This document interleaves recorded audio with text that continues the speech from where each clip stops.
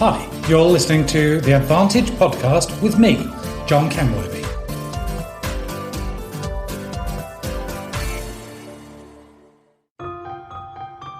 Hey there and welcome to this week's podcast. You're listening to Dr. John Kenworthy, and this week we're talking about unfailure, how to be sure of your future success. I know, unfailure isn't a word, so I've made it up because I think it best describes what I'm trying to explain here. See, we're all aware that there are no shortcuts to success. Yet, have you noticed that success seems to come more easily to some people? Not so easily for you. It's okay, you're not alone. In fact, everyone sees it this way. Even that eejit in your class at school, you know, the one who had the big house with the wealthy parents, got given a swanky BMW for their 18th birthday. Yes, even they look at others and believe that success came more easily to them. And do you know what? They probably even look at you and say how lucky you are to have been so easily successful. Me, you say? Yes, you, because you are successful in so many ways. Perhaps not yet in the specific way you think you would like, but you have a remarkable number of successes under your belt already. And do you know how you achieved those successes? You failed. Yep, you heard me right, you failed. Sometimes you failed miserably. Other times you just sort of failed. But you failed nonetheless. And from that failure, you learnt to succeed. So this week I'm sharing with you some insights on failure and why it carries such a stigma. Then we'll look at the positive role of failure. And lastly, learn how to embrace failure, or something I'm calling unfailure. So why does failure carry such a stigma? Well, does anyone like to fail? You, Kenworthy, are a failure. Ooh, that hurt. Harsh words. Does anything hurt so much? What's that one single word? It's that you, the inflection on it, the accusation behind it.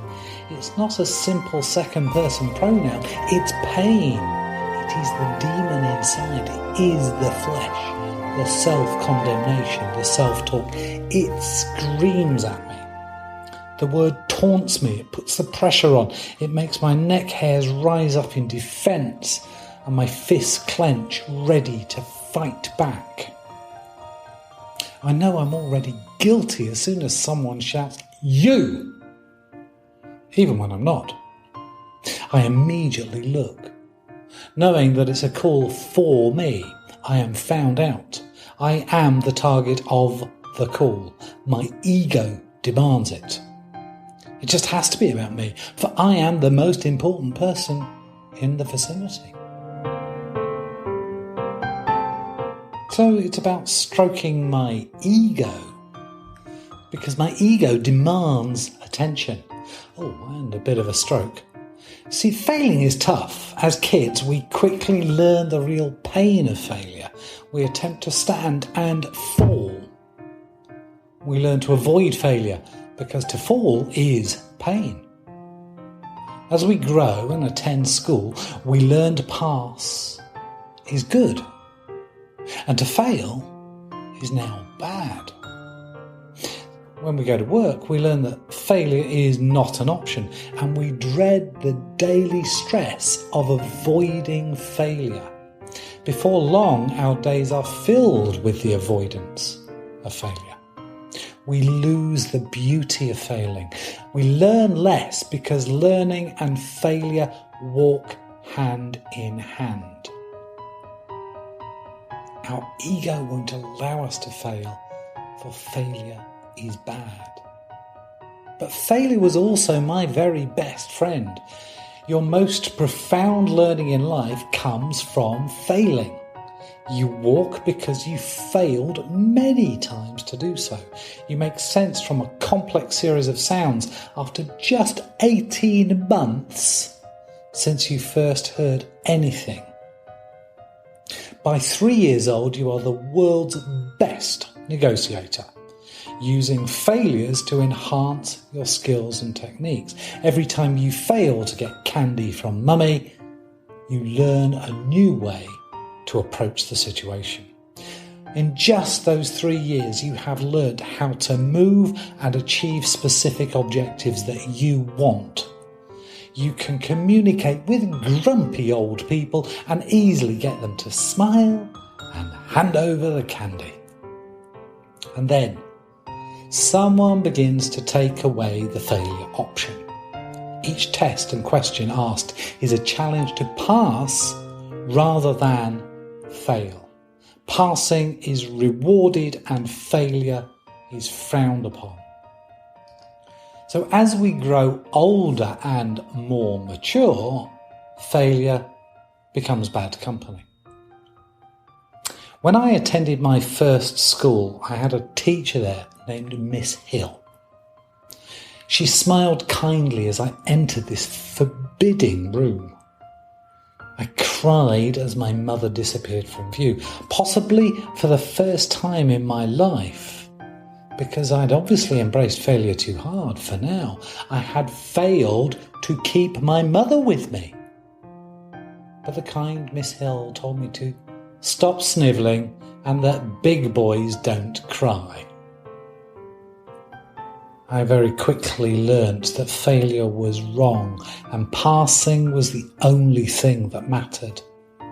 And my learning slowed. I was scared to try something out in case I failed, because failure was punished. I took my time. I wanted to be sure I had passed before I dared to respond. And instead of avoiding failure, we should embrace it as a necessary and superior learning point. Instead of passing, we want to fail fast and fail often. Because when failure was encouraged, we learnt the most and learnt most easily. We discovered quick solutions to seemingly impossible problems. We accepted failure for what it is, a necessary part of learning. The more we fail, the closer we get to unfailing. When we encourage ourselves to fail, we will unfail faster. The more we encourage ourselves to fail, the more often we will unfail. That shouldn't encourage anyone to take unnecessary risks. After all, we unfailed to know the consequences of gravity ignored as a baby. We unfailed to know that fire hurts before our 4th birthday. We don't want to pass, we want to fail fast and fail often. Then we'll unfail faster and more. It's become trite to reframe failure as a learning opportunity. Whether we dismiss such ideas from a personal perspective or an organisational perspective. See, the issue with failure is not really about the failing itself, it's about fault and who is to blame. The reality in organisations is that less than 5% of failures are truly blameworthy, yet 80% of them are treated as blameworthy. Professor Amy Edmondson from Harvard published a lovely series of articles on strategies for learning from failure, which is where I get those numbers from, where 5% of failures are truly blameworthy, and looks at ways in which organisations can choose to unfail. But it's ridiculous, and you know it, that people blame people for failing. It doesn't help us. So let's embrace failure. Not the fault, but failing. So you too have someone like Miss Hill in your early schooling, the teacher who began to encourage you to accept fault rather than learning from those many experiences. And it comes down to choosing whether or not we're going to agree with this, that we're simply not good enough, that we don't understand, we don't know enough, well, we can learn, and we learn through unfailing. This week, encourage someone in your workplace or your home life to embrace unfailing. And if you want some ideas on how to go about this systematically, Dr. Guy Winch wrote a piece on the 4 keys to learning from failure. He wrote it for the Huffington Post back in 2013. You can search for it or go to the show notes and you'll find that the link is there. It's a great place for you to start. Thanks for listening. I hope you've enjoyed this. And remember, the idea is to unfail. We learn best from failing. So rather than pass, let's look at ways we can unfail in the future so that we can learn more and learn faster. Drop me a note directly through email. If you're responding to the newsletter, you can reply to the email. I'd love to hear from you to know what you think of these podcasts, what you're thinking of the articles, so that I can look at ways in which I can add some more value to you. So remember, this week's action: encourage someone in your workplace or your home life to embrace unfailing. Bye for now.